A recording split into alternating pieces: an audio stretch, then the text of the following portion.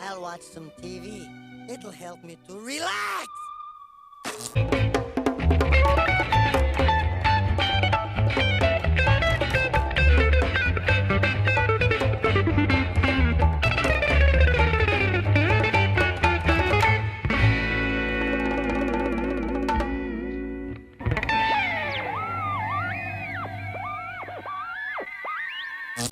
Welcome back to the Ren and Stimpy recap.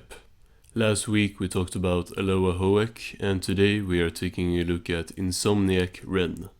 And with these hands, I hold the fate of millions. This title card is cool. I think the background with the imagery perfectly creates the type of mood the episode is going for. The music though doesn't fit at all in my opinion.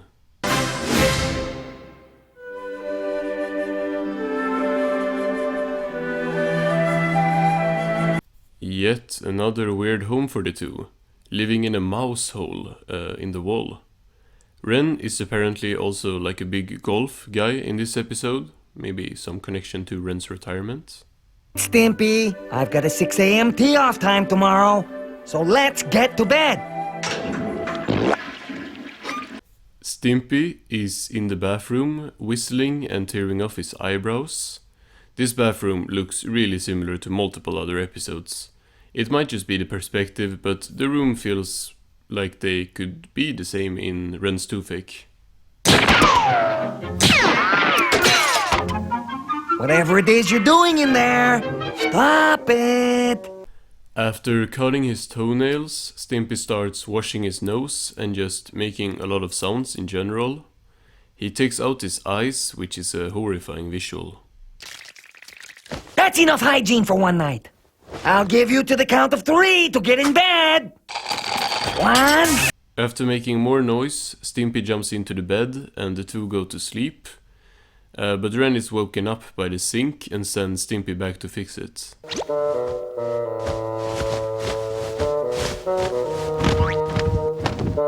Stimpy is just being super annoying with all his sounds, which is really pissing Ren off.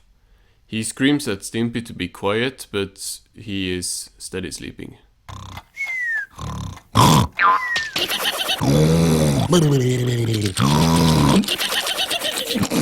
This episode is super relatable already, but the noises are really getting to me. Like, I do not want to hear Stimpy snoring at max volume in my ear. Neither does Ren. Not tonight! Snore your way through that! Stimpy somehow starts snoring again, even more loudly. Ren decides to leave the bed and bring his stuff out in the living room to sleep on the gigantic couch. Peace and quiet. So very quiet. Alright, I think this is about to be really good. Along with last week's episode on Hermit Ren, this was in my top 3 most anticipated episodes of the season, and I think it's for good reason. You could hear a pin drop.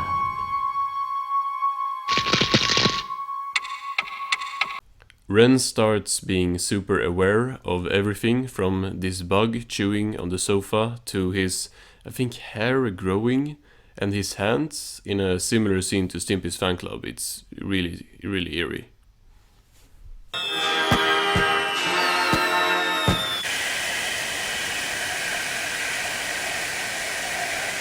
Nah, this is creepy.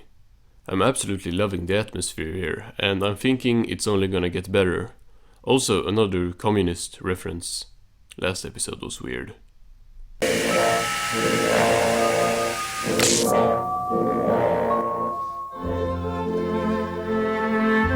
Now, this might be the best episode of the season.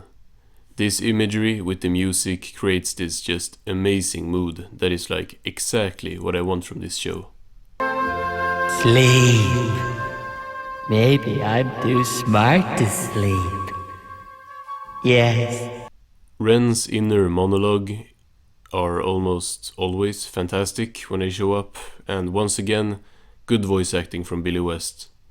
Ren says that Stimpy is asleep and an idiot, which must mean something. Look at him. So peaceful. Stimpy is dreaming one of the weirdest things of the whole show, with him being a mom, breastfeeding tiny Stimpys and a tiny Ren. Granted, the Ren puppy is really cute looking.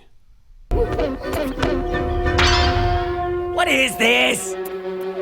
It's just a dream, Ren.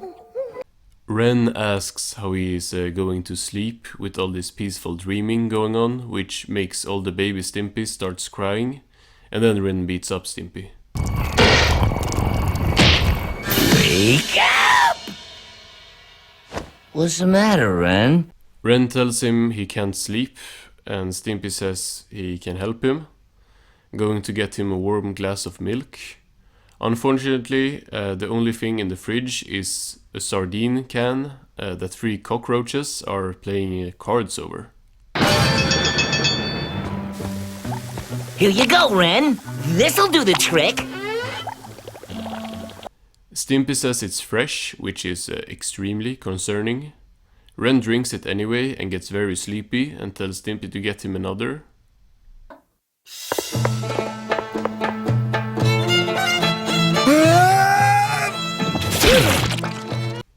Could have been worse. What I was thinking was arguably a lot worse. Ren froze up and then we cut to a while later. A story? It's my favorite book. Okay. Now the voice acting is great. Stimpy starts reading the book, which unfortunately is a scary story. He reads it for like an hour and then he ends the story.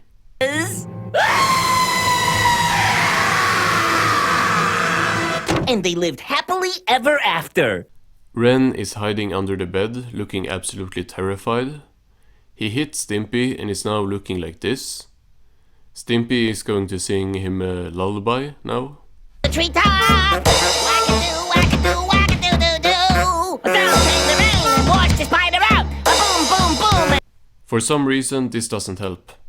We get a time card for hours later with Ren crying and Stimpy still playing but having fallen asleep. It don't stop. It's working.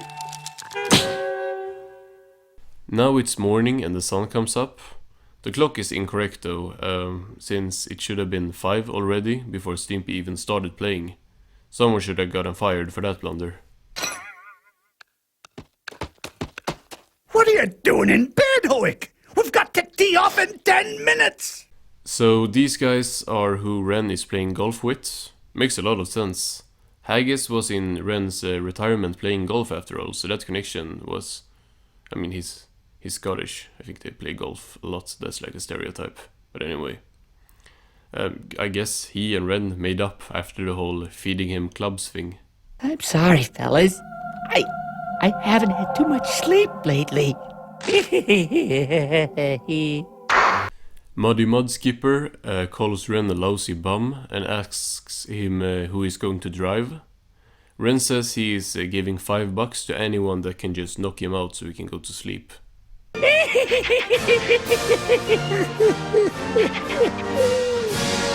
Nighty-night! Ren laughs maniacally as he's about to die. They all hit him, which happens off screen, which is probably for the better. And then they all leave the room with $5 each. Shh. Ren's taking a coma. That's a kind of crazy ending as well. So that was Insomniac Ren, a really solid episode. I don't think the episode topped the middle scene before Stimpy's dream, because that was just such a good sequence. But the whole episode was still good. I think the beginning was a bit annoying, but necessary to set up the episode, and while I would have wished for more Ren insanity, the scenes with Stimpy trying to help him sleep were still funny. I think this episode had a really strong tone that basically the whole episode stuck to, which is a very big positive in my eyes. Fun facts. This episode was actually Mr. Horse's first speaking role in the games era, which is kind of crazy. Billy West had voiced him once before, but that was in The Great Outdoors, which was in season 2, so basically he hadn't spoken like for 2 whole seasons. All in all, a good episode. Join me next week where we are taking a look at My Shiny Friend. Goodbye, folks.